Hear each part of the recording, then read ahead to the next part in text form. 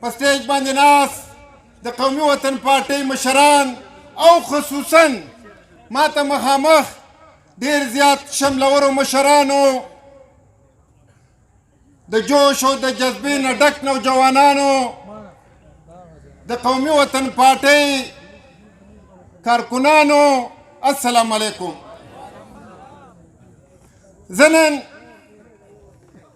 د ډکي د عوامو د طرفه د قومي وطن پارټۍ د کارکنانو د طرفه د ملي مشر شکریه ادا کوم چې هغه موږ له د خپل قیمتي وخت نه وخت راکړه او موږ ته دا د عقیدت نظر وکړو.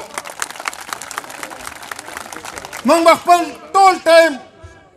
خپل مشرانو له ورکوو. زه نن تقریر نه کوم خو تاسو ته دا وایم داسې الفاظ ما څه نشته چې په هغې زه ستاسو شکریه ادا کوم.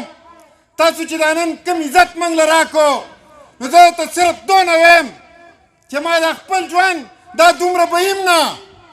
ما ته پته ده چې دونه به نه وي خو دا قسم په خدای ما د قومي وطن پارټۍ د ورکرانو د دې پوښتنو دپاره ستاسو دپاره وقف کړی دی. زما نور هېڅ ارمان نشته.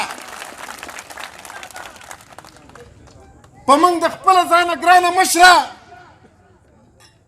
دلته زموږ څه ناظمین زموږ کونسلرانو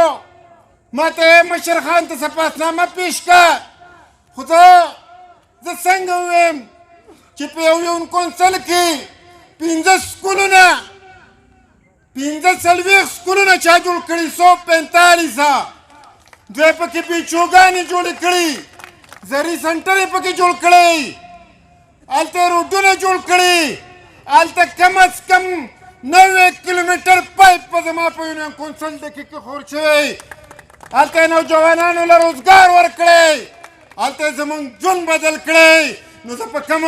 زه بیا په کومو جواب باندې زه بیا د نوي کار سپاسنامه میش کړم خو زما ګرانه مشره زموږ بیا هم څو مطالبې دي او خو زموږ په دې علاقه کې ابادي ډېره زیاته سیوا کېږي. نو زموږ چې کم خلک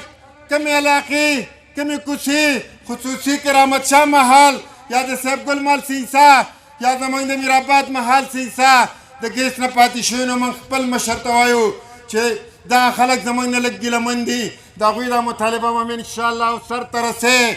زه نن په دې ځای باندې بیا هم د دې علاقې دا خلک هم خبروم او دا مو ته خپل مشر ته چې زما خوږه مشره تا چې موږ له دلته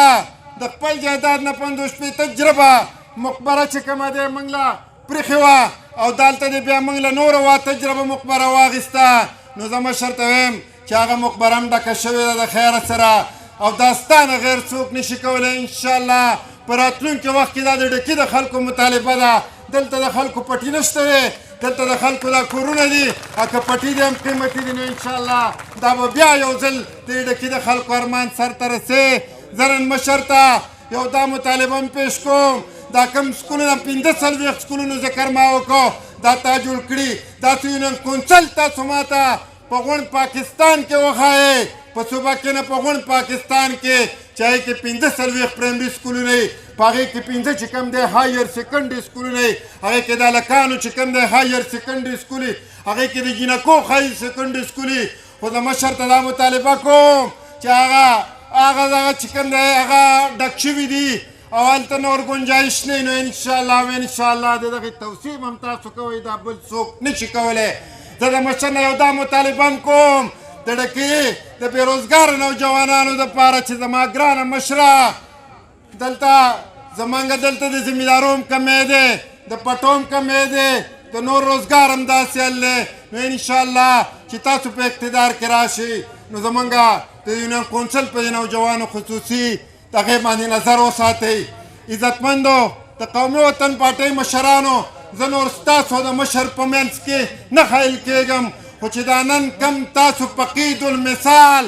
داسې استقبال د خپل مشر وکړو نو انشاءالله زه د دې پروګرام میزبه یم نو انشاءالله زه څه کې زما بچي به هم دا یاد ساتي انشاءالله داسې دا تاسو ته نن بیا دا یو ډاډګرۍ کوم چې دې خبرو ته مه ګورئ.